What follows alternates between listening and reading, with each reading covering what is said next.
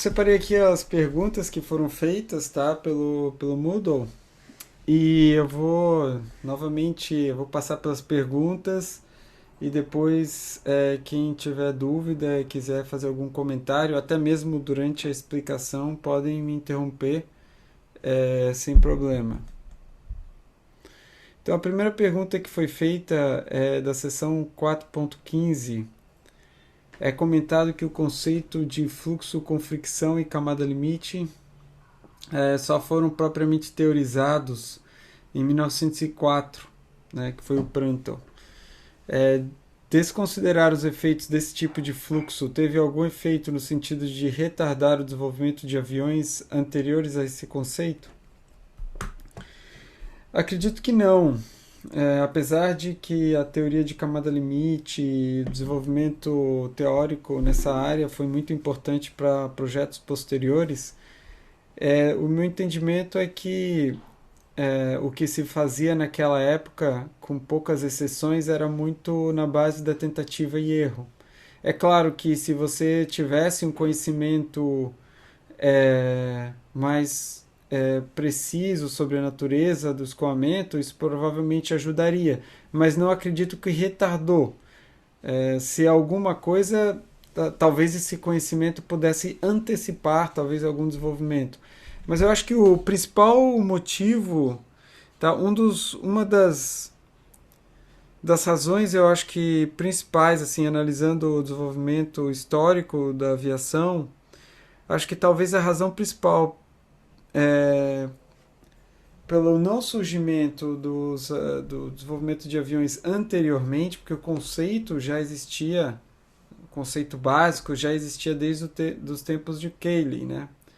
Então eu acho que a razão principal se deve à não disponibilidade de motores com suficiente potência e peso reduzido. A segunda pergunta é que foi mostrado nas figuras que, diferente do fluxo laminar, o fluxo turbulento não possui linhas de corrente bem definidas, perdendo um pouco das propriedades, entre aspas, vetoriais, definidas de um fluxo laminar. Deixa eu só fazer um comentário sobre isso. Na verdade, no fluxo turbulento, o escoamento turbulento, você tem, ou seja, as mesmas. Você pode definir localmente o vetor velocidade que nem você faz no fluxo laminar, só que ele é muito mais desorganizado, entre aspas, né? Partindo desse princípio, a análise de velocidade e tensão de cisalhamento em um fluxo assim leva em conta quantidades médias dentro do fluido? Interrogação. Como exemplo, a temperatura que é uma aproximação das energias cinéticas médias das partículas. Na verdade a gente define temperatura em função dessa energia cinética do movimento aleatório das partículas, por exemplo, do gás. Né? Quando estou falando, vamos nos ater aqui pelo menos aos gases, que são um pouco mais fáceis de entender. Na verdade, assim, a tensão de cisalhamento, de fato, o estudo da turbulência, quem vai se debruçar sobre o estudo da turbulência, essa é uma das estratégias, é você dividir o escoamento numa componente média e numa flutuação, que a gente chama, que é um desvio em torno da média. E essa estratégia estatística é uma das ferramentas usadas para estudar a turbulência. Mas quando a gente fala em tensão de cisalhamento, a tensão de cisalhamento ela existe para o perfil instantâneo também, ou seja, o que acontece é que a tensão vai flutuar, ou seja, vai variar de um instante para o outro. Muitas das estratégias, como eu mencionei, de estudar turbulência, estudam o escoamento médio, mas se você for lá e medir o escoamento, você não vai encontrar o escoamento médio, você vai encontrar um escoamento que flutua no tempo. Se você tomar a média desse intervalo de tempo, você vai encontrar um escoamento médio. Mas da mesma forma que no escoamento laminar, as flutuações, existe um escoamento, um perfil de velocidade instantâneo que gera uma tensão de cisalhamento também. Tá? Então, você pode falar numa tensão de cisalhamento média, pode. E é geralmente com esses conceitos que a gente trabalha. A gente não tem como falar, é muito difícil a gente falar qual que vai ser a tensão instantânea. Ela vai depender de muitos fatores. Então, quando se fala em escoamento turbulento, muitas vezes sim se usa as propriedades médias do escoamento. Inclusive aquele perfil, eu acho que eu fiz esse desenho na videoaula, eu quis mostrar que o perfil de camada limite do escoamento turbulento era mais cheio que o perfil laminar.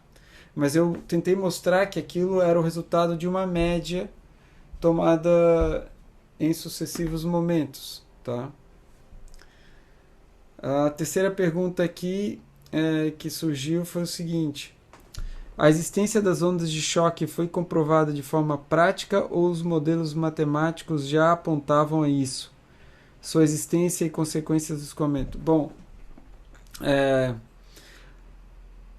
o que eu posso...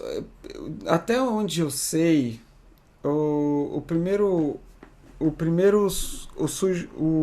a proposta de um bocal convergente divergente, a primeira aplicação foi para turbina a vapor, um modelo de turbina a vapor proposto por um engenheiro suíço chamado Gustave de Laval.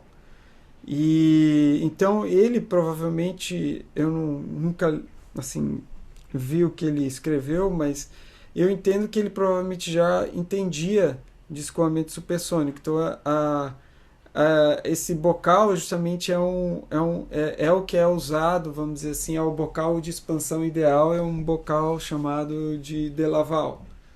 Então, sim, se já se conhecia a existência de escoamento supersônico, a possibilidade de um escoamento supersônico. As ondas de choque, então, na medida que você tem o escoamento supersônico, você possibilita o surgimento de ondas de choque, né? Então, eu suponho que já existia algum conhecimento da existência desse tipo de fenômeno, mas se os modelos matemáticos... Eu acho que o modelo, talvez matemático, para isso veio depois do de Laval. Eu não tenho certeza, viu? O que eu sei é que na época do primeiro voo supersônico, que foi com o avião experimental Bell X-1, em 1947, já se conhecia toda essa parte de aerodinâmica de alta velocidade, pelo menos as equações eram conhecidas. O que não se tinha certeza era se haveria algum fenômeno não previsto, não se sabia exatamente o que acontecia quando um veículo ultrapassava a velocidade do som. E se descobriu que não acontece lá grandes coisas para quem está dentro do veículo. Então, eu acho que é isso que eu posso responder. Agora, sobre o desenvolvimento teórico ali, anterior a... no começo, assim, do de Laval, vamos dizer assim, adiante, eu sei que já se conhecia muitas das equações já na década, ou seja, acho que o Adolf Busemann já tinha feito vários desenvolvimentos, e isso foi tudo bem anterior a 1947.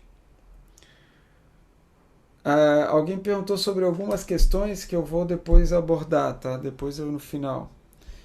A garganta de uma tubeira não deveria ser o local de maior velocidade? Eu não entendi muito bem como a manipulação algébrica das equações se reflete na vida real. Bom, a primeira parte da pergunta depende do escoamento, vou dizer. Se o escoamento não atingir a condição sônica no bocal, então ele vai ser o ponto de maior velocidade, porque o escoamento vai ser subsônico até o bocal e depois vai continuar subsônico, vai desacelerar novamente se você tiver uma parte divergente depois da contração. Agora, se o escoamento atingir a condição sônica no bocal e você tiver uma expansão posterior, aí a posição de maior velocidade vai ser a saída do bocal, não vai ser na garganta. E, na verdade, assim, não é que as equações, você manipula as equações e isso altera a realidade. Não. As as equações, elas são baseadas em princípios físicos e as equações te dão a resposta do que você espera encontrar no experimento. Então, as equações, dentro das hipóteses usadas para desenvolver as equações, elas te dão elas te dão justamente a expectativa, ou seja, o que vai acontecer. Então, a partir das equações, você consegue inferir, olha, se eu fizer isso e depois, se eu contrair até a velocidade sônica e depois expandir, eu vou ter um escoamento supersônico. E aí você faz isso, vai lá e faz, planeja o experimento, vê quais são as pressões na saída e tal, e você consegue verificar isso. É a mesma coisa, por exemplo, com as equações de relatividade geral de Einstein. Ou seja, ele previu um monte de fenômeno que foi verificado experimentalmente posteriormente. Então, né, até pouco ano passado teve a celebração dos 6 anos, foi 2017, 2019, agora 2017 teve o experimento que na verdade aconteceu em Sobral, né, foi uma lá no Ceará, uma observação de um eclipse solar em que se mediu exatamente o ângulo de desvio de um raio de luz vindo de uma estrela distante, provocado justamente pela presença do Sol. E isso você comparou com a previsão que o Einstein fez para esse desvio e basicamente bateu em cima. Ondas gravitacionais, todo esse tipo de fenômeno estavam lá, né, nas equações de Einstein, vamos dizer assim. Você conseguiria prever solucionando aquelas equações. Então, isso dá credibilidade para o desenvolvimento teórico proposto, né? E como eu falei, também teve as técnicas para medição de gradientes de densidade, de variações de densidade, como Schlieren, também ajudam a visualizar esse tipo de fenômeno de onda de choque. Professor, tive dificuldade... Ah, tá, já foi. Depois eu falo. Baseado na figura 4.39, o autor diz que PA é igual a PB, sendo PA e PB as pressões estáticas nos pontos A e B, localizados na superfície do objeto e na superfície da camada limite. Na verdade, a camada limite não é uma superfície, ela é uma... quando a gente... muitas vezes se faz um traço para designar onde está a camada limite, mas aquilo é para mostrar o limite, vamos dizer assim, da camada limite. A camada limite é toda a região onde se sente os efeitos de viscosidade, basicamente. A gente muitas vezes usa a própria velocidade para definir a camada limite. Quando a velocidade atinge, vamos dizer, 99% da velocidade de corrente livre, você diz, aqui termina a camada limite. Para baixo, até a superfície, é a camada limite. Daqui em diante, é o que se chama de escoamento livre. Ou escoamento fora da camada limite. Mas aí a pergunta sendo essas duas pressões as mesmas, o problema da força de arrasto não é gerado pela diferença de pressão na camada limite e no resto do fluxo? Por que podemos fazer tal afirmação? Na verdade, assim, as forças aerodinâmicas sobre uma superfície são de duas origens. Forças por causa da pressão e da tensão de cisalhamento. Então, vocês estão vendo aqui a figura 4.39 e o que foi dito, né? Que a pressão em A é igual a pressão em B. Então, aqui você tem, né, a pressão em A e aqui a pressão em B.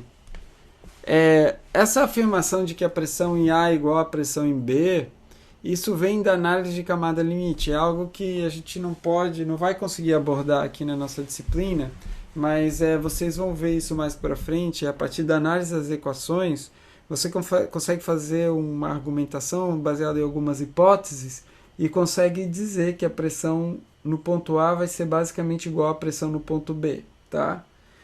Mas isso não invalida o fato de que você pode ter forças aerodinâmicas. Porque a força, por exemplo, de arrasto, se você não considerar aqui, você está considerando o atrito e as forças de pressão. Então, você vê aqui a distribuição da tensão de cisalhante que vai acontecer, vai ser sempre nessa direção, sempre paralela à superfície, a tensão cisalhante. E quando você vê o efeito integrado dessa tensão sobre toda a superfície, ela vai estar na direção para a direita. E você também tem uma distribuição de pressão ao longo da superfície que pode também originar uma força, vai originar a força de sustentação e também um pouco de arrasto também, pode ser, dependendo da orientação da superfície, entendeu? Então você vai ter essas forças de sustentação e arrasto que vão ser originadas a partir da integração, do efeito integrado da tensão de cisalhamento e da pressão sobre a superfície. Tá? O fato da pressão no ponto A ser igual à pressão no ponto B não faz com que não tenha força de pressão resultante. Só está dizendo que a pressão que atua nesse ponto aqui vai ser igual à pressão que atua aqui. Lembra, a camada limite é uma região muito fina. Esse desenho aqui está grandemente exagerado. Então aqui, se você chama isso aqui o comprimento da corda, por exemplo, né, essa distância aqui seria do bordo de ataque até o bordo de fuga, você chama isso aqui de C, corda. Aqui está vendo a espessura da camada limite, delta. Eu posso dizer que delta sobre C é um número muito menor do que 1. Tá? Em geral, vai ser um número muito menor do que 1. A espessura de uma camada limite, por exemplo, numa placa de 1 metro, pode ser menor do que 1 milímetro. Então, isso vocês podem calcular também depois. Vocês vão ver na videoaula que eu postei, acho que foi ontem. Vocês podem observar lá que existem algumas equações que vocês podem usar para calcular a espessura de camada limite, e vocês vão ver que, dependendo da velocidade, ela pode ser da ordem de milímetros, menor do que 1 milímetro, inclusive.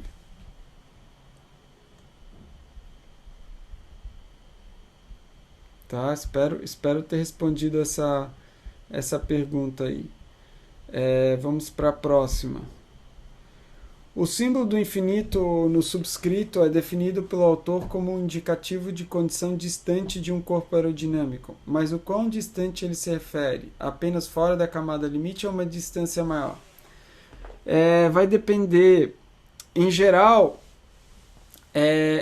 quando se usa o infinito, é realmente longe do objeto, não só fora da camada limite. Tá? Então, longe do objeto, quando você usa o subíndice infinito, você quer dizer que é o escoamento numa região não perturbada pelo objeto, tá? Mas vocês vão ver mais para frente que muitas vezes se usa um subíndice diferente de infinito, um subíndice do tipo E, que aí seria fora da camada limite, não necessariamente longe do objeto, mas fora dos efeitos viscosos, fora da região onde se sentem os efeitos viscosos de camada limite. Mas, de uma certa forma, essa definição de valor de corrente livre é um pouco arbitrária, tá? Mas longe o suficiente para que o infinito significa longe o suficiente para que você não sinta os efeitos da presença do corpo, ou que esses efeitos sejam desprezíveis. Não quer dizer literalmente no infinito, tá? 8. Quando por algum motivo o fluxo laminar se torna turbulento no aerofólio de fluxo laminar, este é estruturalmente despreparado para essa mudança ou ele é capaz de atuar como um aerofólio padrão de alguma forma? Eu acredito que ele vai continuar funcionando como um aerofólio, só que ele vai estar funcionando longe das condições para as quais ele foi projetado. Então, o objetivo de você projetar um aerofólio laminar é justamente o de ter escoamento laminar. E se você tem escoamento turbulento sobre ele, ele perde, vamos dizer assim, a atratividade dele. o perfis, vocês vão aprender que os perfis laminares eles foram desenvolvidos, mas eles não são muito usados em escoamento para aviões que vão no regime subsônico, porque no final das contas é muito difícil você ter essa camada limite laminar e vale a pena, inclusive, muitas vezes ter uma camada limite turbulenta, como vocês vão ver mais para frente. Mas um lugar onde esses perfis laminares são muito úteis no que diz respeito a veículos que voam, aviões que voam no regime transônico. Porque nessa região você tem a formação de ondas de choque e o perfil de camada, esse tipo de perfil, ele reduz o arrasto pela onda de choque, pela formação da onda de choque. Então ele tem uma vantagem nesse regime, eu acho que ele retarda o surgimento de ondas de choque e, portanto, reduz o arrasto de onda, que é um arrasto que surge quando você tem formação de onda de choque sobre a asa, que é um arrasto que aumenta bastante, ou seja, é um fenômeno que aumenta muito o arrasto. Ok. A outra pergunta é a seguinte: quando passamos a mão na água e se formam os pequenos redemoinhos, eles são efeito da viscosidade da água? Sim, basicamente, exatamente, é um efeito da viscosidade. Se eu passar a mão em um líquido invíscido, esses redemoinhos não seriam formados? Não. Você não formaria esses redemoinhos. É uma experiência, seria bem contraintuitiva, assim. Seria muito divorciado da realidade que você conhece. Porque os fluidos reais são víscidos, né? Os fluidos invíscidos é uma idealização. Existem algo chamado superfluidos. Por exemplo, se você resfriar o hélio líquido abaixo de... eu não lembro exatamente qual que é a temperatura, você tem uma mudança de fase, vamos dizer assim, do líquido, e você tem superfluidos, que são basicamente fluidos com viscosidade tendendo a zero, praticamente. Só que esse é a temperatura próxima de 1 grau, 1 Kelvin, é muito baixo. Tem uma pergunta aqui: como foi resolvido o paradoxo de D'Alembert? Para quem não conhece, tá? Primeiro deixa eu falar o que é o paradoxo de D'Alembert. O D'Alembert ele conseguiu mostrar que para escoamentos incompressíveis e invíscidos, ou escoamentos incompressíveis, invíscidos e potenciais, eu acho, você consegue mostrar que não há força de arrasto sobre o objeto. Para qualquer objeto não existe uma força de arrasto que pode ser calculada sobre o objeto. E isso vai contra toda a evidência experimental, né? Então, naquela época do D'Alembert, você tinha os pessoal que era chamado de os engenheiros, vamos dizer, hidráulicos, e o pessoal que estudava a mecânica dos fluidos a partir das equações, os matemáticos, e esses dois ramos eram separados, assim, não se conversavam muito, porque o pessoal que fazia que trabalhava com vamos dizer, com a parte mais matemática, eles não tinham, eles previam coisas que justamente não eram observadas, tipo, só que eles usavam esses modelos mais simplificados para as equações, que não consideravam a viscosidade. Então, por isso surgiu esse paradoxo, né? Esse paradoxo foi resolvido porque foi resolvido justamente pelo Prandtl, pela teoria de camada limite. Então, o que acontece é o seguinte, é que se você olhar um escoamento que não tem separação e você usar as equações de escoamento invíscido e considerar o fluido invíscido, veja, sem separação, você vai ver que, assim, de longe, o resultado que você vai obter para o escoamento é muito bom, é muito parecido com o que você veria experimentalmente. Por quê? Porque quando você. A região onde de camada limite, como eu já falei, é uma região muito pequena. Então ela não é perceptível, vamos dizer assim, para quem olha o problema no nível mais de longe, entre aspas. Agora, se você vai lá na região muito próximo da superfície, você vai ver os efeitos de camada limite.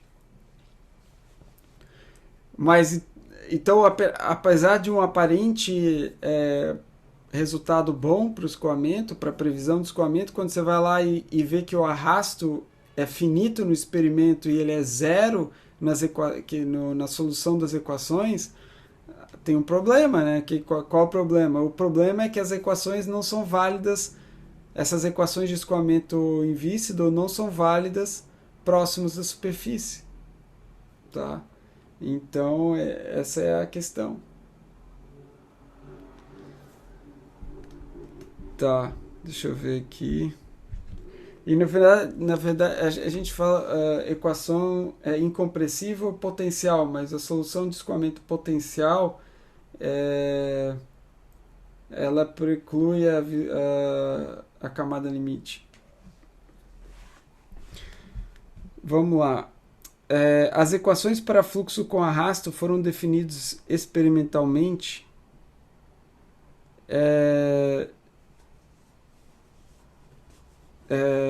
As equações, eu não sei agora se são. Aqui está se referindo às equações de Navier-Stokes, ou porque você tem as equações de Euler. É,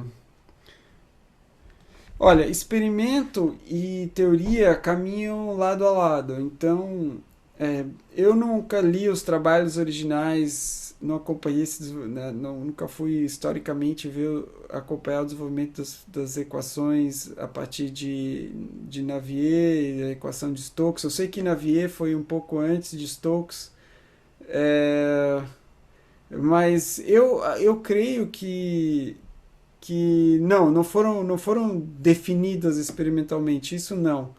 Mas podem ter sido. Os modelos podem ter sido informados pelo experimento, tá? Assim como a equação de estado, né? As equações para gases perfeitos. As equações para gases perfeitos foram desenvolvidas inicialmente a partir de experimentos, né? Você fazia vários experimentos, verificava como que as variáveis se relacionavam entre si e depois você formou a equação de estado. Mas posteriormente você hoje consegue obter a equação de estado a partir de um modelo de um gás monatômico. Você consegue obter a equação de estado de um gás perfeito. Acho que pode ser que alguns resultados experimentais tenham ajudado o Navier e os Stokes talvez a desenvolverem as equações, mas não creio que não creio que foram, entre aspas, definidas experimentalmente. 12. Não consegui entender direito o conceito de pressão total apresentado no exercício 4.30. Eu vou falar sobre esse exercício depois, tá? Quão promissores são os motores de detonação rotativa que estão em pesquisa atualmente? Bom, existe um tipo de motor chamado. Bom, se estamos falando sobre a mesma coisa, eu, primeiro, não conheço o estado de pesquisa, de desenvolvimento desse tipo de motor. Existe um tipo de motor que eu conheço, que não sei exatamente se é esse a qual você se refere, que é o chamado motor de detonação pulsada, que basicamente você usa um tubo de choque e faz detonações dentro de um tubo de choque e usa isso para gerar empuxo. Esse é o meu entendimento. Você faz isso de forma pulsada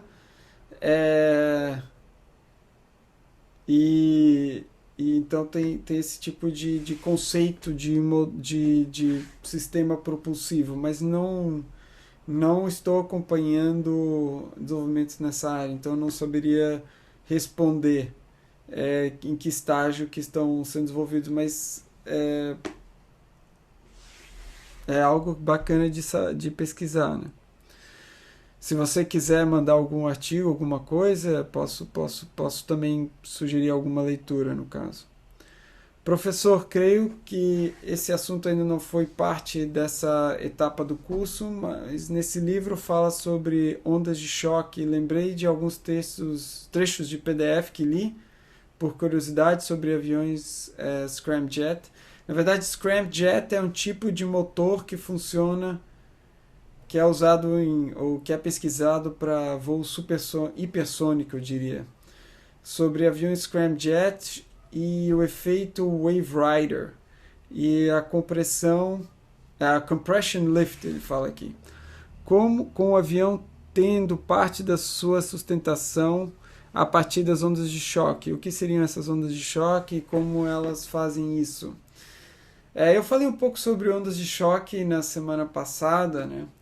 As ondas de choque são o resultado do coalescimento de ondas de compressão, de tal forma que você tem um salto de propriedades numa região muito, muito fina do espaço, uma região de ordem de assim, micrômetros, vamos colocar dessa forma. E você pode ter uma variação muito grande de propriedades, inclusive matematicamente você representa isso como um salto mesmo.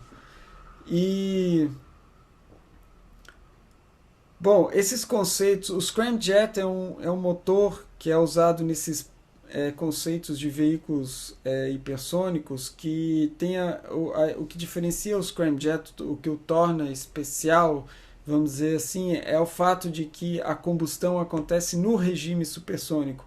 Nos outros motores, tem tanto o motor assim, turbina, turbofan, ou se você tem um ramjet, você tem a combustão no regime subsônico, ou seja, você tem a mistura do combustível com ar e as reações químicas de combustão acontecem no regime subsônico. Mesmo que o avião esteja voando no regime supersônico. Tá?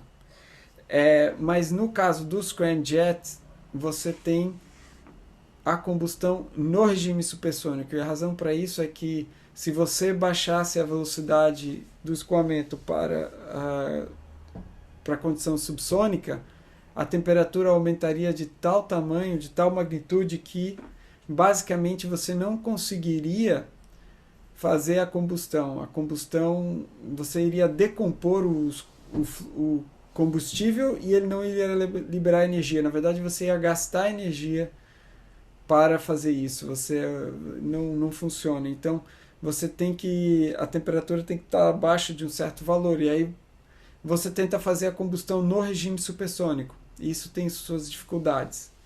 Tem bastante problemas para fazer isso. É uma área de pesquisa bem atual. Então, o que eu posso dizer sobre esse tipo de veículo é que é um tipo de veículo onde o sistema de propulsão e a fuselagem, digamos, tem que ser projetados de forma conjunta, porque a própria fuselagem vai ajudar a fazer o processo de compressão do gás, no caso o ar, que é admitido no motor. Então, é diferente, por exemplo, de um avião que você tem, um avião comercial desses que a gente conhece, que você pode botar diversos tipos. Você pode ter um fabricante de motor, ir lá trocar o motor.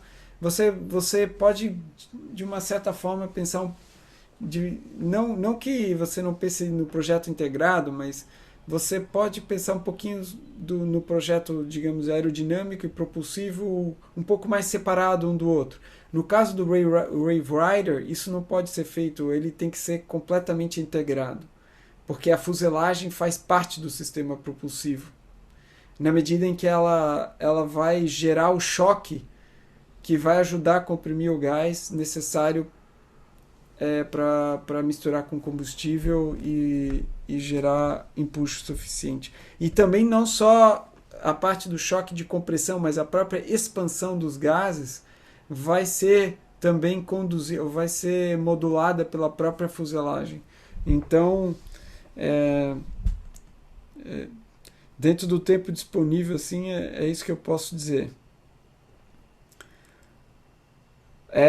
Referente ao fluxo nas tubeiras de um motor foguete, o livro cita é muito bem aproximada pelo fluxo isentrópico, pois nenhum ou quase nenhum calor é adicionado ou subtraído pelas paredes da tubeira e a absoluta maioria do fluxo praticamente não tem fricção. No funcionamento de motores de foguete, é possível perceber que em alguns casos a tubeira fica incandescente, além de alguns tipos de ciclos de motores terem a circulação de combustível pela tubeira. Esse calor na tubeira tem algo relacionado a essa proximidade do fluxo ser isentrópico? Você faz uma boa observação, ou seja, a gente fica usando esses modelos de escoamento isentrópico, quando você vai lá e vê alguma coisa incandescente, você imagina que, como assim não tem perda de calor? Na verdade tem perda de calor sim, só que essa perda de calor, quando comparada com a quantidade de energia do escoamento, é pequena, essa é a questão. E também o escoamento acontece de forma muito rápida. Então, para grande parte do escoamento, para a região, para a grande maior parte do escoamento, a aproximação de escoamento isentrópico é muito boa. É só na região próxima da camada, próxima das paredes, é que essa hipótese não vai ser muito boa. Então, um projeto mais sofisticado vai tentar entender um pouco melhor essas perdas de calor no processo de expansão. Mas, em geral, continua sendo uma boa aproximação. Tá? Professor, tem alguma foto ou vídeo que mostre um fluxo viscoso desviando de uma camada limite? Eu não entendi muito bem isso, porque na verdade assim, a camada limite é um fenômeno de um escoamento viscoso, tá? O fluido, mas eu acho que eu entendi. Eu vou ver se eu acho aqui um vídeo legal para mostrar, tá? Já vou dar uma olhada aqui.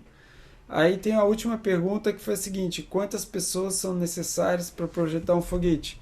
Olha, isso vai depender muito do tipo de foguete. Se você vai fazer um foguete um foguete de competição, de pequeno porte, possivelmente uma ou duas pessoas possam projetar, mas um foguete de maior complexidade, com sistemas de alimentação, um foguete, por exemplo, com propelente líquido, aí você precisa de uma equipe grande de pessoas, cada um com sua responsabilidade, sua área de conhecimento. Então, isso é uma resposta que depende muito da complexidade do foguete, tá? Então aqui vocês estão vendo o escoamento numa região de contração, e você tem um desenvolvimento de... Aqui não é... Ou seja, o que você consegue ver é que o fluxo está acelerando mais rapidamente na parte de cima do que nessa parte aqui embaixo. Mas depois eu acho que ele vai mostrar o escoamento em torno de um aerofólio aqui, e o que você observa é que o escoamento... aqui você tem separação, tá vendo?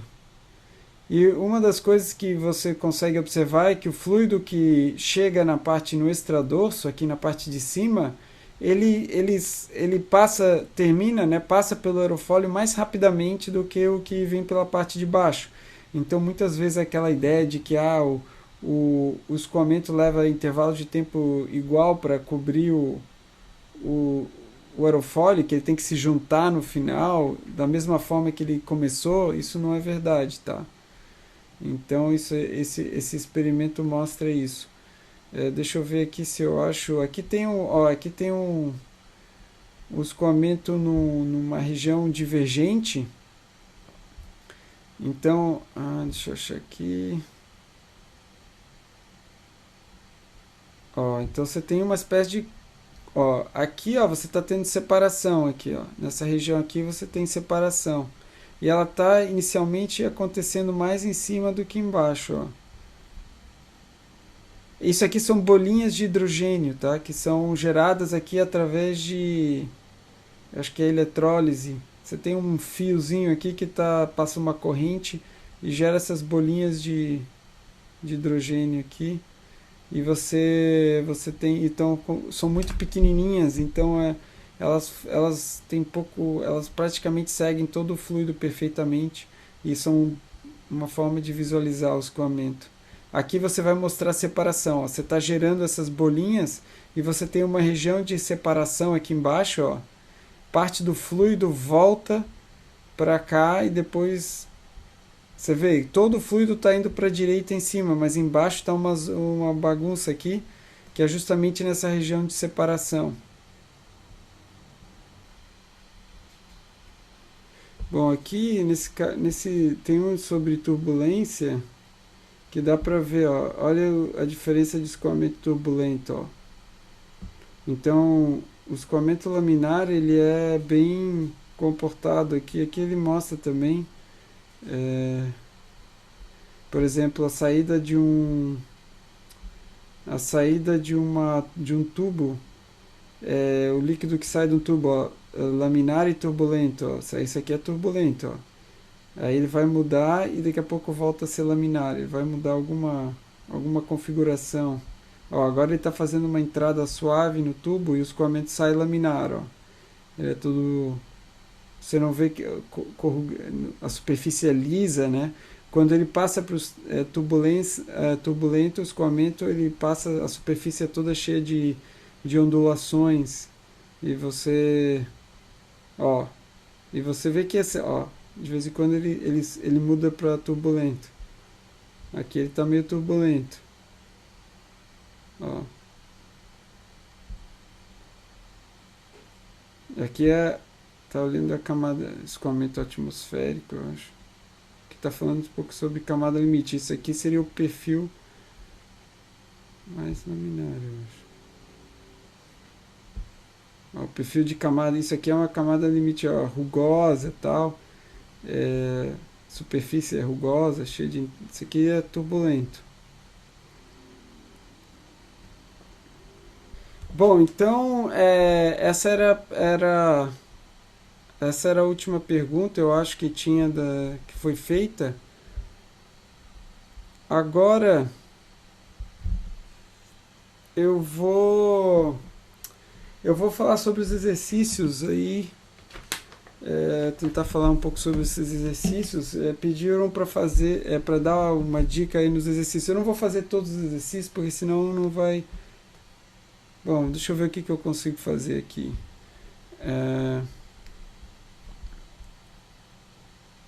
Deixa eu compartilhar minha tela novamente.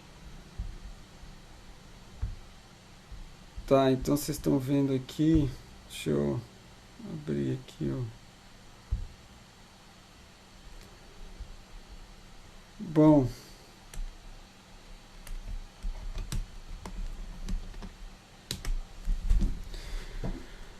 o exercício 4.28, o pessoal pediu 4.28, 4.30 e o 4.33.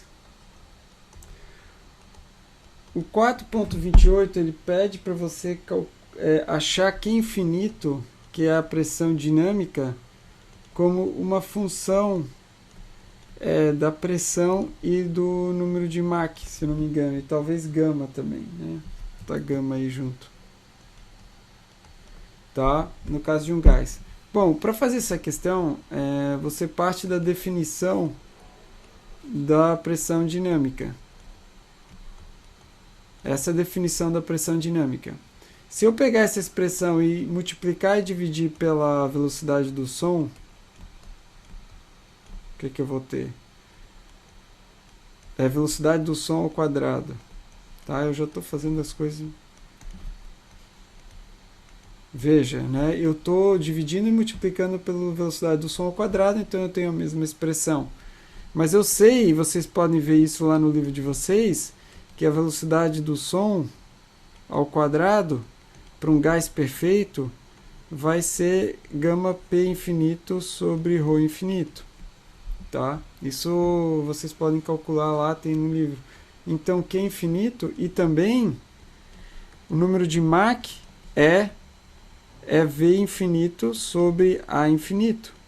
Então, basicamente você tem que isso é igual a 1/2 de ρ infinito vezes o número de Mach ao quadrado, vezes A ao quadrado, que é gama P infinito sobre ρ infinito. Então cancela isso, cancela ali, e você tem que infinito é igual a 1 meio de gama P infinito, que infinito ao quadrado. Tá? Então essa é a... Esse resultado aqui, aliás, ficou feio esse negócio. Esse resultado é o da questão 4.28. Então, o problema 4.30, ele pede para você calcular, você tem o escoamento Mach 2 a nível do mar,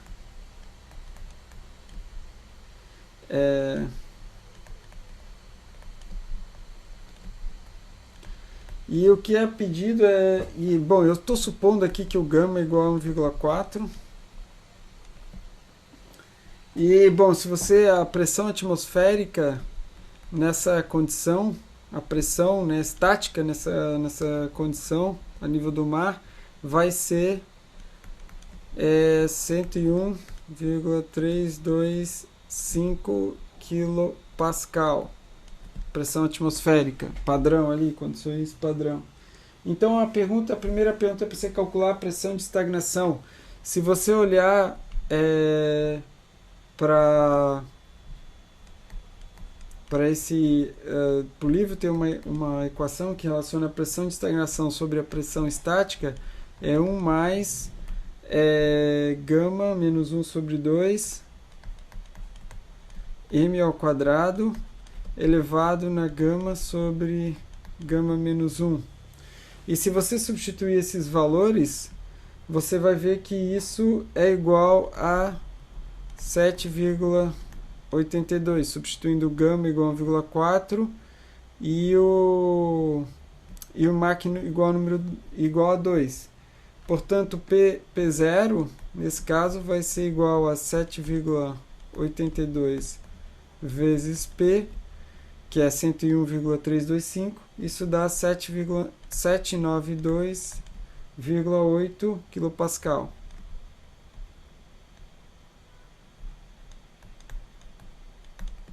Tá? Então essa é a primeira parte dessa questão. A segunda parte ele falou assim, ó. Então essa é a pressão de estagnação, escoamento compressível. Se houvesse um corpo obtuso, qual que seria a pressão medida, né, na frente desse corpo obtuso, na região de estagnação?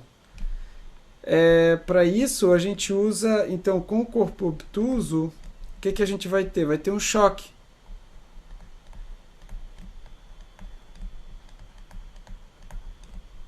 A gente tem um choque normal na frente do corpo. E para isso a gente vai usar a fórmula de Rayleigh. Isso também tem no livro. E essa fórmula, o que vai acontecer? Você vai ter vamos chamar esse corpo obtuso, pode ser uma esfera. Vamos dizer assim, você tem um choque aqui, você tem Mach vindo aqui, Mach igual a 2, vou chamar isso aqui de M1. Aí você vai ter nessa região aqui, você quer saber qual que é o teu P0, só que aqui você tem um P01 e aqui você tem um P02, tá? Que está aqui, por exemplo, nessa região. Mas de toda forma você tem um P0 antes e depois do choque.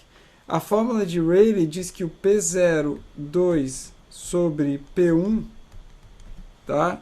É igual, isso aqui é um resultado que sai vocês vão aprender isso em escoamentos compressíveis, vocês vão deduzir essa relação, tá? Gama mais 1 ao quadrado, que multiplica M1 ao quadrado sobre 4 gama M1 ao quadrado, menos 2 gama menos 1, isso tudo elevado na gama sobre gama menos 1, que multiplica 1 menos gama mais 2 gama M1 ao quadrado, opa, dividido por gama mais 1. Se eu substituir os valores aqui, o valor para gama e o valor para M1, eu fiz as contas, deu 5,64, se eu fiz certo. Então, olha só, se eu quiser, eu sei o P1. O P1 é a pressão atmosférica. E eu quero saber o P02, que é justamente P02 sobre P1 é dada para essa expressão. Então, P02 vai ser igual a 5,64 vezes P1, que é a pressão atmosférica. Isso dá 571,5 kPa.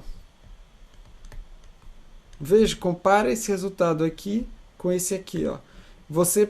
Quando você tem a presença de um choque, você reduz a pressão de estagnação é reduzida. Apesar da pressão estática aumentar, a pressão de estagnação ela diminui. E aí depois ele pede ainda para você calcular qual que seria a pressão de estagnação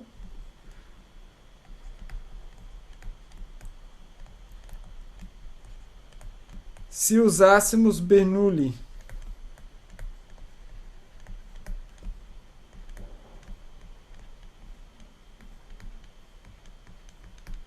Bom, se você lembrar o que é Bernoulli, você pode escrever Bernoulli como sendo P e a pressão de estagnação, no caso de Bernoulli, vai ser igual à pressão estática mais a pressão dinâmica, Q. Mas a gente já viu, a gente acabou de ver como calcular Q em função do número de Mach, né? Então a gente pode escrever que P0 vai ser igual a P mais o que é justamente 1/2 de gama P M ao quadrado. A gente viu isso, né?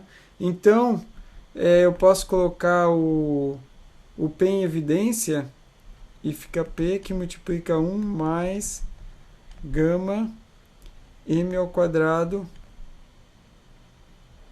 sobre 2. E se você fizer essa continha, dá 3,8 vezes P, que é 385 kPa, se eu não errei as contas. Então veja, são 3 resultados diferentes. Esse aqui é o resultado correto. Esse aqui não é esse aqui não é incorreto, ele só é o resultado se você tem a presença de um choque na frente do objeto, também está correto, e esse resultado aqui está errado, que é justamente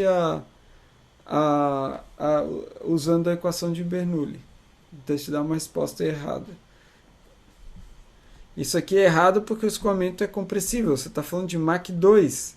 Então, e o Bernoulli, a hipótese do Bernoulli é que o escoamento é incompressível. Então, e finalmente o pessoal também pediu para eu falar sobre a questão 4.33. Deixa eu ver alguém aqui falando no chat.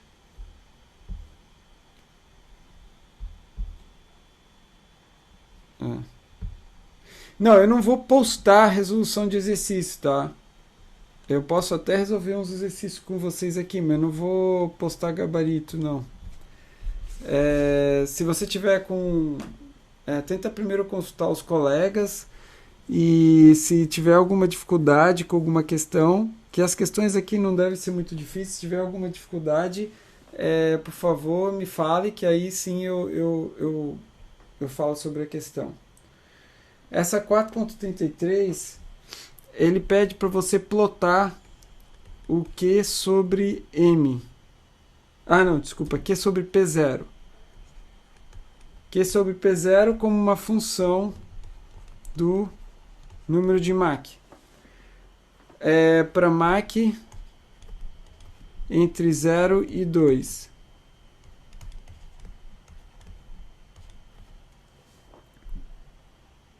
Bom, a gente já viu que Q a gente pode escrever como 1/2 de gama P m ao quadrado. Isso a gente já sabe. E a gente viu que P0 sobre P...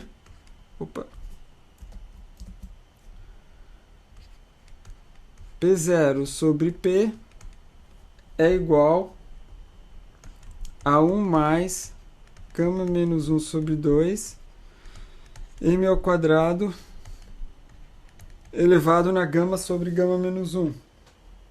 Portanto, se eu quero calcular Q sobre P0, eu posso escrever que Q sobre P0 vai ser igual a 1/2 de gama P m ao quadrado dividido por 1 mais... veja, agora eu tenho que escrever P0 aqui. Então, P0 vai ser P vezes isso aqui. Então, é P que multiplica 1 mais gama menos 1 sobre 2 m ao quadrado elevado na gama sobre gama menos 1. Veja que os P's cancelam. Então, essa expressão é simplesmente 1/2 de gama m ao quadrado dividido por 1 mais gama menos 1 sobre 2 m ao quadrado elevado na gama sobre gama menos 1. Então, a gente sabe que gama aqui, vamos dizer que é 1,4, mas aí você simplesmente plota essa função aqui em algum programa aí que você goste da sua preferência. Eu vou mostrar aqui, eu plotei isso aqui no GeoGebra, só para mostrar a vocês o GeoGebra. Então, essa é uma parte só de calculadora gráfica do GeoGebra. E plotei, escrevi a equação aqui, defini o valor de gama aqui nessa equação. E plotei aqui. O que é esse gama aqui? E aqui eu estou mudando o valor de gama. Então aqui eu posso mudar o valor de gama. O valor mínimo de gama é 1, tá? E aí você pode mudar a equação aqui. O que ele mostra para você é o seguinte. Então aqui está a equação ali que eu acabei de mostrar para vocês. Isso aqui é o Q sobre P0. Então o que você vê é que para número de Mach 0, Q é 0, certo? Para Mach 0, Q é 0, por definição, né? E à medida que você vai aumentando o número de Mach, vai aumentando o Q, e Q sobre P0 chega ao máximo, e depois ele vai diminuindo, vai tendendo assintoticamente a 0 à medida que o número de Mach aumenta. Ou seja, a pressão de estagnação ela está sempre aqui maior do que o Q, tá? Para escoamento compressível. Então você tem o máximo, você pode até calcular esse valor máximo. Quando vocês estudarem derivada, vocês vão ver que a derivada de uma função no máximo é 0. Então veja, se eu olhar aqui a derivada, né? A derivada, pensa no tangente desse ângulo aqui.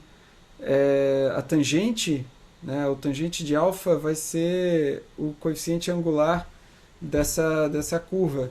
Ela varia, né? Aqui ela é 0, aí ela vai aumentando, e aqui ela é 0, porque aqui a inclinação dessa curva é 0 aqui. Então, a tangente desse ângulo basicamente é 0. Então, e o que acontece? Por que é 0 no máximo? Porque é isso, porque você tem o máximo é justamente que corresponde a uma região de inclinação 0, vem de uma inclinação positiva, vai para uma inclinação negativa. E o contrário é verdade para o mínimo, né? O mínimo também quando você tem uma função que tem um mínimo, no ponto mínimo você também tem derivada, ou a inclinação da curva é nula, mas nesse caso ela vem de uma inclinação positiva para uma inclinação, quer dizer, uma inclinação negativa para uma inclinação positiva. Esses são conceitos todos que vocês vão aprender aí em cálculo. Mas é legal ficar plotando essas coisas no GeoGebra, que você pode ver o efeito de variar um parâmetro da equação. À medida que aumenta o gama, isso aqui tende a diminuir mais lentamente. O ponto de máximo não muda muito de lugar, parece. Mas a, o comportamento aqui muda bastante aqui para adiante.